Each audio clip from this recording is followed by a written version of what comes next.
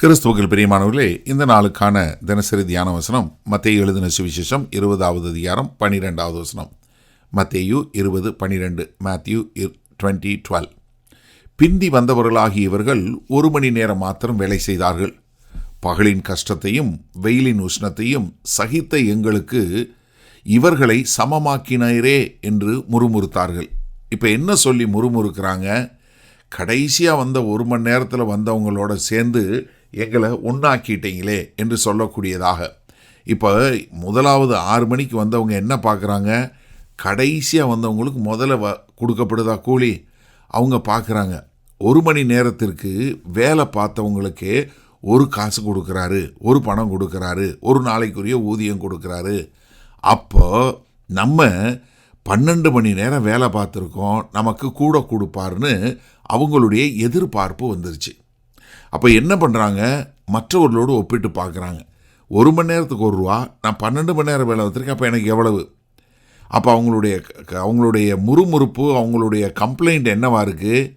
நீங்கள் அவர்களோடு 1 மணி நேரம் வேலை செய்தாக்க அவங்களோட எங்களை சமமாக்கினீரே. எப்படி? நீங்கள் அவங்கள எங்களோட சமமாக்கினீரே. அப்போ என்ன பிரச்சனைனா, அவங்களுக்கு கர்த்தருடைய தயாள குணத்தை அவங்க புரிஞ்சு கொள்ள முடியல. அவங்களுக்கு நாங்கள் இவ்வளோ தூரம் கஷ்டப்பட்டோம், எங்களுக்கு இன்னும் கொஞ்சம் அதிகமாக கொடுத்துருக்கணும். ஏன்னா அவங்க என்ன சொல்கிறாங்க? நாங்கள் பகலின் கஷ்டத்தையும் வெயிலின் உஷ்ணத்தையும் சகித்த எங்களுக்கு. அப்போ என்ன? அவங்களுக்கு எங்களுடைய தகுதி என்ன? நாங்கள் என்ன செஞ்சோம்? ஏன்னா அவங்களுடைய கடினப்பட்டு வேலை செய்த அந்த வேலையினுடைய காரியத்தை சொல்கிறாங்க. நாங்கள் என்ன நிறைய நேரம் வேலை பார்த்தோம், 12 மணி நேரம் வேலை பார்த்துருக்கோம், இது உடல் பிரகாரமான கஷ்டம். 2வது என்ன? பகலில் கஷ்டம், வெயிலின் உஷ்ணம். ஏன்னா அங்கே அடிக்கக்கூடிய வெயில் அவ்வளோ வெயில், அந்த வெயிலில் நாங்கள் இது பண்ணோம். ஆனால் நீங்கள் என்ன பண்ணிட்டீங்க? 2 பேரையும் சமமாக்கிட்டீங்க. அப்போ இங்கே அவங்க என்ன மறந்துட்டாங்க? பரலோக ராஜ்யங்கிறது உங்களுக்கு கொடுக்கப்படுதே உள்ள, நீங்கள் அதை சம்பாதிக்கலை அப்படின்னு சொல்லக்கூடியதாக. அப்போ இங்கே இந்த வசனம் என்ன நமக்கு காட்டுதுன்னா, அதாவது கர்த்தருடைய கிருபையும் நம்மளுடைய அளவுகளில் எது சரின்னு சொல்லக்கூடிய 2ஐயும் காட்டக்கூடிய, அதுக்குள்ளே ஒரு டென்ஷனை காட்டக்கூடியதாக. ஏன்னா இந்த வேலை பார்த்தவங்களுடைய ஒரு கொஞ்சம் கஷ்டமான காரியம் என்ன? நீங்கள் எப்படி எங்களை நீங்கள் அவங்களோட சமமாக்குனீங்க? அப்போ இவங்க என்ன பண்ணுறாங்க? கர்த்தர் எல்லாருக்கும் ரட்சிப்பையும் எல்லாருக்கும் இரக்கத்தையும் எல்லாருக்கும் கனத்தையும் கொடுக்கும்போது, கடைசியாக வந்தவங்களுக்கு கொடுக்கும்போது முதல்ல வந்தவங்களுக்கு ஏற்றுக்கொள்ள முடியல. அவங்க என்ன பண்ணுறாங்க? எப்படி எங்களுக்கு இந்த மாதிரி பண்ணினீங்க அப்படின்னு சொல்லி ஆண்டவருக்கு முறுமுறுக்கக்கூடிய காரியம். இங்கே வீட்டெஜமான் சொல்லக்கூடிய, வீட்டெஜமானுங்கிறது யார்? தேவனாகிய கர்த்தர். அப்போ இந்த நாளில் இந்த வசனத்தை நம்ம எப்படி எடுத்துக்கொள்வது?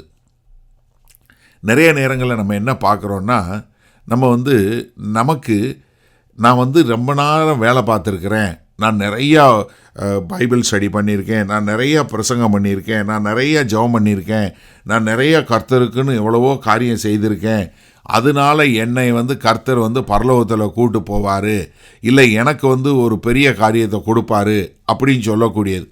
ஏன்னா ஒரு சிலர் விளையாட்டை கூட சொல்லுவாங்கள்ல, நான் இப்போ பரலோகம் போனால் நான் பட்ட கஷ்டத்துக்கு, என் புருஷன் கூட இருந்து நான் பட்ட கஷ்டத்துக்கு எனக்கு பெரிய கிரீடம் கொடுப்பாரு. ஒரு சிலர் என் ஒய்ஃப் கூட இருந்ததுக்கு எனக்கு கர்த்தர் பெரிய கிரீடம் கொடுப்பாரு, எனக்கு பெருசாக கொடுப்பாரு.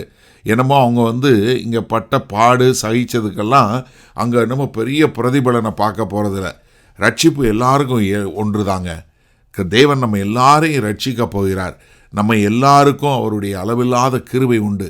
ஆனால் என்ன, நம்ம மற்றவர்களுக்கு அந்த கிருபையை கர்த்தர் காட்டும்போது நம்ம என்ன பண்ணிடக்கூடாது?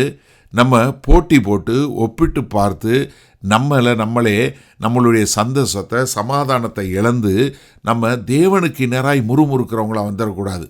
என்ன ஆண்டவரே, எனக்கு மட்டும் நான் ஜெபம் பண்ணுறேன், எனக்கு இது கிடைக்க மாட்டேங்குது, அவங்கெல்லாம் நடத்துகிறாங்க, அவங்களுக்கு நடக்குது, எனக்கு நடக்கலை, இப்படி நீங்கள் இது பண்ணவே கூடாது. ஏன்னா நிறைய நாட்கள் நீங்கள் கர்த்தருக்குன்னு வேலை பார்க்குறவங்களா இருந்தீங்கன்னா உங்களுக்கு என்ன தெரியுமா நினைப்பீங்க?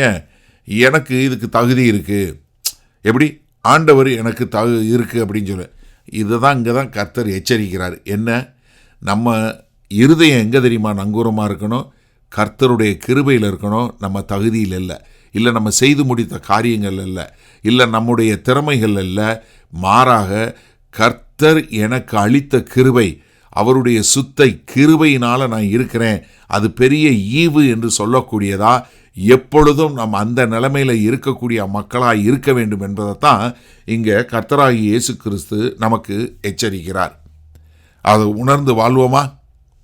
வல்ல பிதாவே, இதோ அதிக நாட்கள் ஊழிய செய்ததுனால, அதிக காரியங்கள் செய்வதனால ஆண்டவரே, நாங்கள் எங்களுக்கு தகுதி இருக்குது என்று ஆண்டவரே உமக்கு எதிராய் நாங்கள் வந்து விடாதபடி எங்களுடைய இருதயத்தை நாங்கள் பாதுகாத்து கொள்ள ஆண்டவரே எங்களை நாங்களே ஒப்புக் கொடுக்கிறோம். இயேசு கிறிஸ்துவின் மூலம் பிதாவே, ஆமேன்.